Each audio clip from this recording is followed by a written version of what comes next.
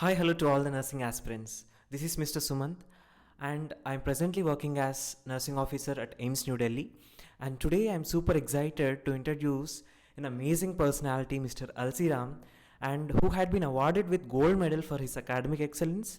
Not only that, he also secured an amazing rank, that is All India rank 378 in recently conducted AIMS NOSET exam. So today he is with us to discuss about all his success and how he had cracked his NORCET exam and what plan he had followed and what books he had followed, and entirely he is going to give you all the details. Hi LC, congratulations first of all for securing such a great rank of All India rank, that is 378. That's an amazing rank, man. And welcome to Medicine Nursing. And tell us more about you, LC. My name is Alsiram Kumaut from Jodhpur, Rajasthan, and I cracked AIMS NORCET 2022 with 71 rank in OBC and 378 rank all over India. And I did BSc Nursing from Bikaner, Rajasthan. And in BSc Nursing, I got the first rank always. In second year, third year, fourth year, I got district first rank, and I am awarded as a gold medalist in my academic excellence. Tell us about your schedule. Like how many hours you used to study in a day, how you used to schedule a day in your preparation days. Just tell us so they'll get benefited through that. मतलब अगर आप AIIMS की यानी नोटसेट या any nursing competitive exams की अगर preparation start कर रहे हैं तो सबसे पहले आपको उस एग्ज़ाम की स्ट्रेटजी बनानी होगी। मतलब आपको समझना होगा कि एग्ज़ाम्स के सब्जेक्ट्स के बारे में, मतलब कोई भी चीज़ स्टार्ट करने से पहले अपने को उसका एक वे बनाना पड़ता है। जैसे कि you have to be divide the subjects according to its importance. ठीक है, जैसे for example AIIMS NORCET के अंदर 2022, 2021, 2020 के अंदर किस किस सब्जेक्ट को कितना कितना इंपॉर्टेंस मिला, उसके अकॉर्डिंग अपने को स्ट्रैटेजी बनानी होती है। और जिन्होंने जो एम्स नोट सेट की अभी प्रिपरेशन कर रहे हैं, जिसका फर्स्ट अटैम्प्ट है, मैं उनको यही एडवाइस करूँगा कि वो अपने डे को डिवाइड करें, अपना टाइम टेबल बनाएं, पर डे टाइम टेबल बनाएं, उसके अकॉर्डिंग पढ़ाई करें। फॉर एग्जांपल जैसे अगर आपको ऑब्स्टेट्रिक्स एंड गायनोकोलॉजी पढ़ना है तो उसका पर डे का एक शेड्यूल बनाएं, पहले उसको कंप्लीट करें, देन दूसरा सब्जेक्ट स्टार्ट करें। ऐसा नहीं है कि बीच बीच से उठाते रहे। और कोई भी बुक या कोई भी कोचिंग अगर आप चूज़ कर रहे हो तो उसके ऊपर ट्रस्ट करो सबसे पहले, एंड फिर सारी इंफॉर्मेशन वहीं से उठाओ। ऐसे चूज नहीं करना एक जगह से यहाँ से ले लिया, इस जगह से यहाँ से ले लिया। फिर डे हॉवर्स की बात, पढ़ाई की कितने घंटे पढ़ाई करना चाहिए, तो एटलीस्ट आपको 8 to 11 आवर्स, मतलब 8 से 11 घंटे पढ़ना होगा। इससे कम में तो सिलेबस नहीं हो पाएगा और रिविजन्स नहीं हो पाएगा। तो you have to be study 8 to 12 hours per day. So what he's telling is, so fix to any one subject, and after clearing that subject you have to go for the another subject. And coming to the hours of study in a day, at least he's suggesting that at least 8 to 10 hours you have to study in a day, right? So then only you can clear all the subjects according to your plan. Also tell us what books you have followed for NORCET exam to clear the concepts. आपको आपका concepts build करने के लिए आप कौन सा books ने पढ़ाया, वो just share with us, okay? अगर नोटसेट की बात की जाए या फिर कोई भी सेंट्रल गवर्नमेंट कॉम्पिटिटिव एग्जाम्स की बात की जाए, तो उसमें अपना एक ये स्टूडेंट्स का मोस्ट कॉमन कॉन्फ्लिक्ट रहता है कि कौन सी बुक पढ़े कौन सी ना पढ़े, किस में से कौन सी ऑथेंटिक है और कौन सी ऑथेंटिक नहीं है। मतलब फिर वो एक दूसरे से पूछते रहते हैं कि ये मोस्ट कॉमन कॉन्फ्लिक्ट है, मैंने देखा है। डिपेंड ये करता है कि मोस्टली मैं मेरी तरफ से जो सजेस्ट करना चाहूँगा, best book that is the NCLEX Mosby book is the best book. But अगर आपको एंक्लेक्स मौसमी को समझना है, उससे पहले आपको कुछ छोटी छोटी बुक जैसे PR यादव हो गई, टारगेट होगी, उनको निकालना होगा। बट मैं ये नहीं कहता कि PR यादव और टारगेट पढ़ने से आपका सिलेक्शन 100% हो जाएगा। बट मैं ये पक्का कह सकता हूँ कि इन बुकों को पढ़ने से आपके बेसिक्स जरूर क्लियर होगा और आपको एंक्लेक्स मौसमी और सॉन्डर्स जैसी बुक्स पढ़ने के अंदर आपको बहुत अच्छी हेल्प मिलेगी। और जब आप एंक्लेक्स मौसमी और सॉन्डर्स के MCQ अच्छे से निकाल पाओगे तो ये समझ लो कि आप एम्स नोट सेट बहुत अच्छे से निकाल पाओगे। ये मीन्स ये फिक्स है। जब तक आप एमसीक्यू रटोगे, क्योंकि NCLEX mostly without clearing your concept, अगर आप एमसीक्यू कर रहे हो तो इसका मतलब आप रट रहे हो, या फिर आपने अपना अंडर ग्रेजुएशन यूजी अच्छे से किया है, तब आपको समझ में आ रहा होगा। तो एंक्लेक्स मोस्टमी इज़ द बेस्ट बुक। अगर एंक्लेक्स मोस्टमी से भी आपको थोड़ा हाई लेवल पढ़ना है, बेटर नॉलेज लेना है, तो आप लिपिन कोड प्रेफर करें। That's nice, Elsie. Uh, what he's trying to say is, for the people who cannot understand Hindi, I'll explain you in English. See, he's suggesting you the books for clearing your concepts. Mainly, he's suggesting the NCLEX Mosby's book. Okay, and even if you ask me, I'll suggest the same. That's an excellent book for clearing your concepts. And then, even before going to Mosby's, at least you should have some basic clarity over your concepts. For that, you can go through the Target High or PR Yadav theory books which are available, right? Actually, now in NORCET exam, image based questions and practical related questions are frequently been asked. So how to attempt that, and where we have to study that image based questions, and most of the students will be having this doubt from where we have to study image based questions and practical related questions. Just tell us where we have to study. ये एक बहुत अच्छा question है कि image based questions को कैसे निकालें। देखो, आप इमेज बेस्ड क्वेश्चंस को बेस्ट निकालने के लिए अपन पास है कि प्रीवियस ईयर के अंदर एग्जाम के अंदर कौन सी इमेज मतलब पूछा। जैसे एम्स 2000 जो नॉर्सेट 2022 हुआ, उसके अंदर एक एक्सरे आया था और कुछ मतलब इंस्ट्रूमेंट के इमेज आए थे। तो आपको उस प्रीवियस ईयर PYQs को पढ़ना बहुत ज़रूरी है। इमेज बेस्ड क्वेश्चन के जो PYQs हैं वो आप एग्जाम में बहुत हेल्प करेंगे। फिर target is the best book for IBQ। Image based question के लिए target is the best book. फिर कुछ कोचिंग्स हैं वो PDF देते हैं, इमेजेस की PDF देते हैं। आप एक कोचिंग के ऊपर ट्रस्ट करके उस PDF को डाउनलोड करके उस PDF में सारी इमेज देख सकते हैं। बिकॉज इमेज बेस्ड क्वेश्चन के अंदर अगर आपको पता है तो बहुत कम टाइम के अंदर आप उस क्वेश्चन को सॉल्व कर पाओगे। बिकॉज जस्ट इमेज देखा एंड मार्क किया, आपको पढ़ने में भी टाइम नहीं लगेगा। Just see the image and mark it out, ये बहुत अच्छा है। और अगर आपको नहीं आता तो फिर आप उसमें कुछ नहीं कर सकते, वो आपका गलत। अगर आपने कुछ सोचे समझे अगर अटेम्प्ट कर दिया तो वो नेगेटिव में जाएगा, और आपको नहीं आता तो वो MCQ ऐसे ही जाएगा। इसलिए इमेज बेस्ड क्वेश्चन IBQs पढ़ना बहुत ज़रूरी है, जो पहले पूछ चुके हैं और जो रिपीटेटिवली पूछ रहे हैं। तो मैं अगर प्रेफर करूं for image based question, that is the target is the best. That's excellent, Alsi, what you have suggested. See, for clearing the image based questions, Target High 6th edition, which is the latest edition available in the market, is one of the excellent book. And also, always refer the previous year's question papers. Okay, from which instruments, from which department the instruments are getting repeatedly asked, whether it is from surgery or obstetrics or gynecology. See that and compare that and go through all instruments, and then similarly see the previous year question papers and from which department or from which topic the images had been asked. So that department all images has to be covered, right? Also tell us what books we should follow for MCQs. Okay, MCQs करने के लिए कौन सा books पढ़ना है? ये भी बहुत स्टूडेंट का कॉन्फ्लिक्ट रहता है कि MCQ। देखो, MCQ is the key to success. MCQ एक कोई भी कॉम्पिटिटिव एग्जाम्स के अंदर अगर आपने फुल थियोरी आता है, आपको हर एक कॉन्सेप्ट टू कॉन्सेप्ट क्लियर है, लेकिन आपको जो पेपर हैंडलिंग है, जो एग्ज़ाम हैंडलिंग जो स्ट्रेटेजी है, वो आपको पता नहीं है तो you can't clear the exam. Because अगर MCQ प्रैक्टिस होना बहुत ज़रूरी है, ठीक है। अगर आपने कोई चीज़ सीखा है तो उसको अप्लाई कैसे करना है वो भी सीखना ज़रूरी है। जैसे आपने थियोरी क्लियर किया है तो उसका MCQ प्रैक्टिस करना बहुत बहुत ज़रूरी है। MCQ प्रैक्टिस के लिए सबसे पहले थियोरी क्लियर करो। मैंने बहुत सारे स्टूडेंट ऐसे देखा, even when I am preparing in the library. मतलब लाइब्रेरी इज़ द, अगर आपका घर के अंदर माहौल नहीं है पढ़ने का तो library is the best place to study. वो आपको वाईफाई की अवेलेबल कराता है।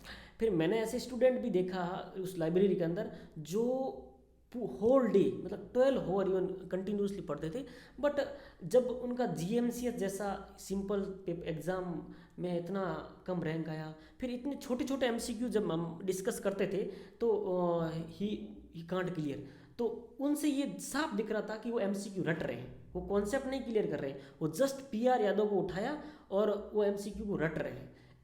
ऐसा करने से एग्जाम क्रैक नहीं होगा। सबसे पहले थ्योरी क्लियर करो, नोट्स बनाओ, रिवाइज करो, देन एमसीक्यू करो।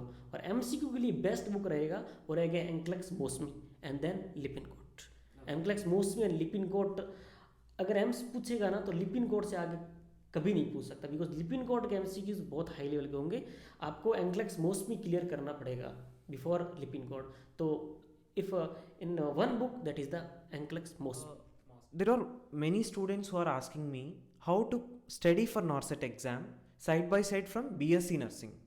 From their undergraduation, how to study simultaneously for the NORCET exam. So what do you say? Before telling about the undergraduates, this is also for undergraduates, UG student also, and those who are preparing for NORCET 2023 who passed BSc nursing, उसके उनके लिए भी है कि सबसे पहले मैंने बताया कि आपको 100% नहीं करना, आपको 100% सिलेबस नहीं करना, लेकिन जो सिलेबस किया है उनसे एमसीक्यू नहीं छूटना चाहिए। ये बहुत ज़रूरी चीज़ है। लोग मैंने ऐसे देखा है कि माइक्रोबायोलॉजी जो माइनर सब्जेक्ट्स के पीछे पड़े रहते हैं मेजर्स को छोड़ के, मैंने ऐसे लोगों को देखा है। लेकिन मेजर्स पहले करो पूरा कंप्लीट, देन माइनर्स के पीछे जाओ। अगर माइनर के छूट जाए तो कोई दिक्कत नहीं है, जैसे माइक्रो वगैरह है तो उनके पीछे ऑब्स्टेटिक्स एंड साइकेट्रिक्स फंडा को छोड़ के माइक्रो के पीछे मत पड़ना। फिर आपको एग्जाम्स को 50%, 30% एंड 20% के अंदर डिवाइड करना है। 50% एमसीक्यू आते हैं, एक 30% एमसीक्यू आता है, एक 20% एमसीक्यू आता है। 50% ऐसे एमसीक्यू होते हैं जो एवरी स्टूडेंट जो अभी बीएससी नर्सिंग पास करेगा वो भी कर पाएगा, और जो 2 to 3 ईयर से प्रिपेयर कर रहा है वो भी कर पाएगा। तो 50% ऐसे एमसीक्यू होते हैं जो लेमैन पर्सन, जो नॉर्मल जिसने बीएससी नर्सिंग पास किया है वो कर सकता है। 30% और 20% रहा। 20% एमसीक्यू आपको अटेम्प्ट नहीं करने।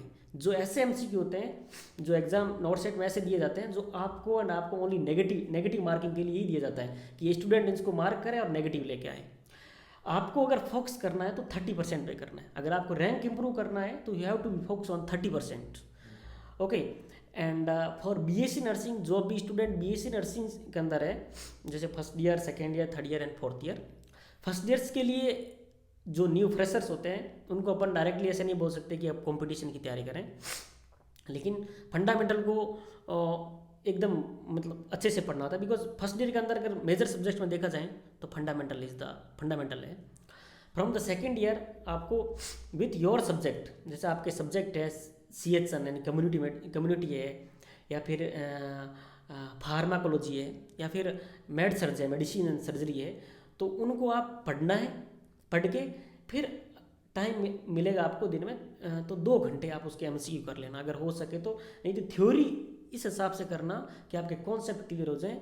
आफ्टर फोर्थ ईयर जब आप कॉम्पिटिटिव की तैयारी करें तो आपको दोबारा उस थ्योरी को पढ़ना ना पड़े। रटना मत, ऐसे मत सोचना कि मेरे को तो ओनली सेकेंड ईयर पास करना है, that's why I am studying, ऐसे सोच के मत पढ़ना। ऐसे सोच के पढ़ना कि मेरे को नेक्स्ट फोर्थ ईयर के बाद में फर्स्ट अटेम्प्ट के अंदर नॉर्सेट क्लियर करना है, तब उस अकॉर्डिंग पढ़ना। सो पक्का सिलेक्शन हो जाएगा, बिकॉज नॉर्सेट का बेस है under graduation. Actually, that is very important point what he said. See, in question paper, NORCET question paper, how the question paper is framed is, see, 50% of the questions from that paper can be answered by any student who had just prepared for that exam. But the 30%, the remaining 50%, the 30% questionnaire only can be answered by the people who had given their best. Okay, and the next 20% is the one which may be from the out of the syllabus or higher. It is more than our effort. See, so that if you are attempting that 20%, there are higher chances to increase your negative marking. So you have to concentrate on that remaining 30% where you can give your best and get the selection. So this is what he's saying, right? How many revisions you had taken before your नॉर्सेट exam? देखो, revisions के लिए सबसे पहले आपको notes बनाने होंगे, मतलब एकदम प्रॉपर नोट्स बनाने होंगे कि आप दोबारा उसको पढ़ो तो आपको एटलीस्ट समझ में आए। ज़रूरी नहीं है कि आप दूसरे को समझ में, बट आपने जो नोट्स बनाए वो समझ में आए। फर्स्ट टाइम मैंने जो किया मैं बता रहा हूँ मैं आफ्टर कॉलेज, मेरा जब अंडर ग्रेजुएशन चल रहा था तो आफ्टर कॉलेज जैसे कॉलेज का होता था मैं लाइब्रेरी जाता था। लाइब्रेरी से फिर मैं वीडियोस देखता था एंड देन नोट्स बनाता था। Okay. वीडियोस देख के नोट्स बनाना, देन सेकेंड टाइम में उसको विदाउट वीडियो उस नोट्स को पढ़ लेना।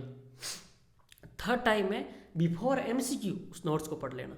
एंड फोर्थ टाइम में बिफोर एग्जाम्स उस नोट्स को पढ़ना। यानी कि एटलीस्ट आपको 4 बार, 4 टाइम्स आपको 3 to 4 टाइम्स नोट्स को रिवाइज करना है। और इससे ज़्यादा अगर मतलब डिपेंड करता है, इंडिविजुअल डिफर करता है, but before not set exam से पहले एक बार जरूर रिवाइज करना है। बिकॉज भूल जाते हैं, जो डाटाज होते हैं स्पेशली भूल जाते हैं। और जो वैल्यूज होती हैं, जो डाटाज होते हैं, उसको आप जहाँ पढ़ते हो वहाँ पे जो दीवार होती है उसके ऊपर हाईलाइट करके चिपका देना, ताकि आप जैसे ही उठते हो आपकी जो डायरेक्ट फोकस है वो उस डाटाज के ऊपर जाए।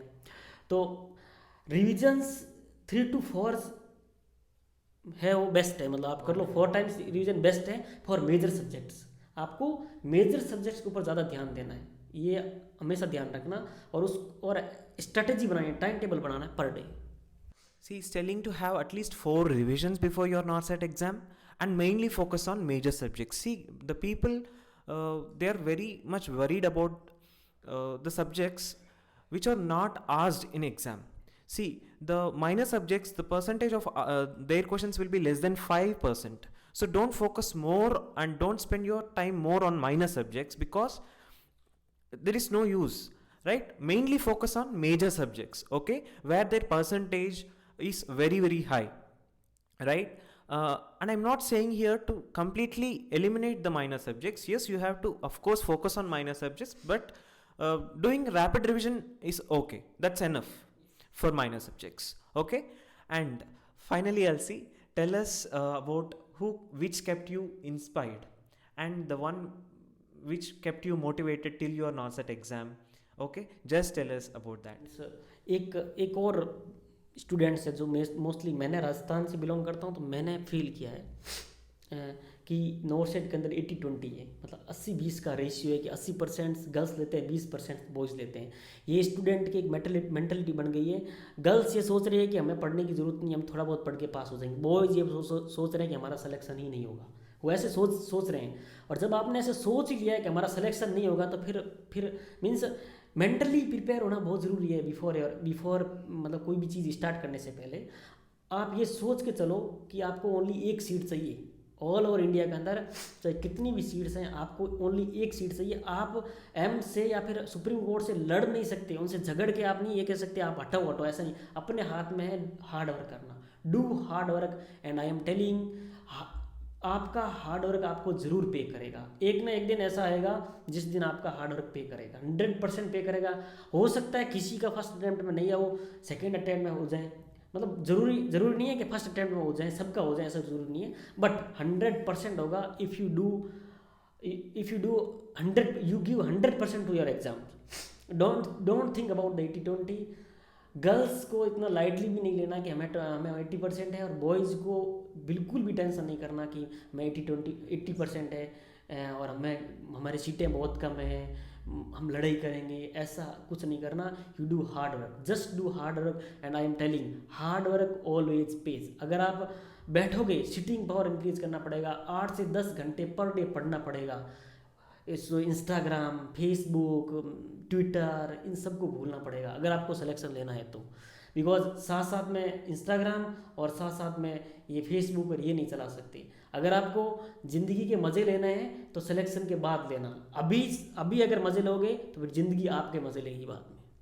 तो you have to be focus, concentrate on your exams, don't on social media को अवॉइड करना एक टाइम के लिए, कुछ टाइम के लिए, जिस टाइम आप प्रिपरेशन कर रहे हो। So don't tensed about the 80-20, you should focus on one seat, मतलब आपको ओनली एक सीट चाहिए बस। सो मेरा एक ही मोटिवेशन था।